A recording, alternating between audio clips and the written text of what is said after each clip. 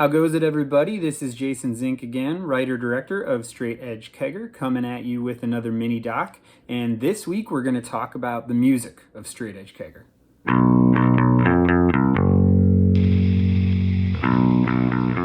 Music has always been a huge part of my life, and in every movie I try my best to find the right songs in addition to the score. And when it came to making a punk rock horror movie, there were certain things that I knew I had to meet, and if not, it just wasn't going to work. I've talked about it before at Q&As and stuff, but there's sometimes when people make punk rock horror movies, they can use stuff that really doesn't fit, and it winds up seeming like an ad for Hot Topic instead of something authentic. And so we wanted to go the opposite.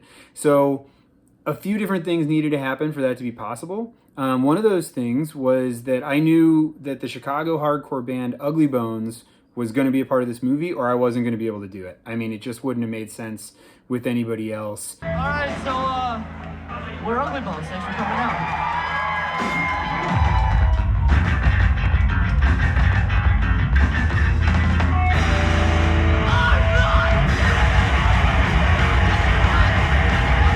One of the things that happened is the original end credits song was totally different. It was a song that this band, they estimated it was going to be $9,000 to $10,000, which, if you know me, that's laughable. If I won the lottery, I wouldn't spend that.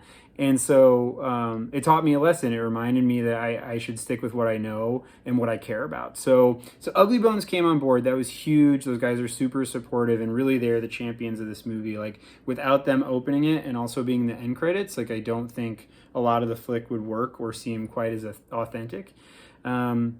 We had some other really good bands. We were lucky enough to get Shannon and the Clams on the soundtrack.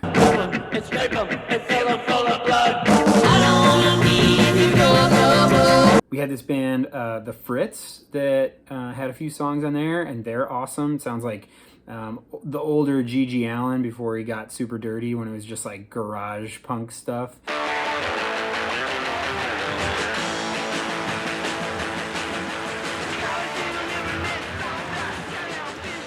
And it was crazy. Like, I discovered some of this music that's in here because of the movie. Like, I went out and sought it out. So that would be one of those bands. And the other one is NOOSE. Their lyrics are brutal. The music is heavy hitting, and it just matches the movie perfectly. And as soon as I found them, I knew I needed to get them on board.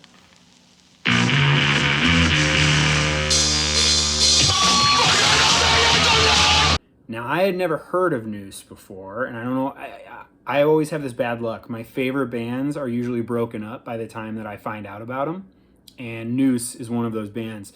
But they were a Chicago hardline straight edge band, and they were nice enough to actually say, hey, whatever you guys are going to give us, we want you to give it to a shelter. So we not only donated money, dog food, but I also started walking dogs at our local shelter.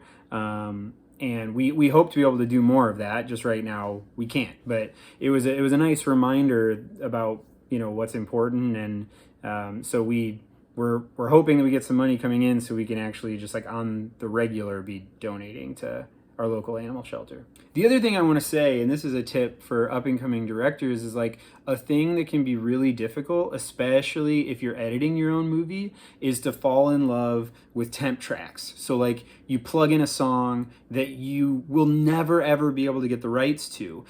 There's no point. Like, you've now set yourself up for failure, because not only do you have to have a song, you have to find a song, but then you probably are going to need to retime your edit. So to me, it was better to edit the movie in sort of a rough cut form, make sure I got the rights for the music, and then I edited to those songs. So that's it for this week's mini doc. I hope you found it interesting, or at least learned something from it.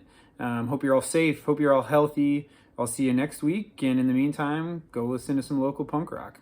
See ya. See ya.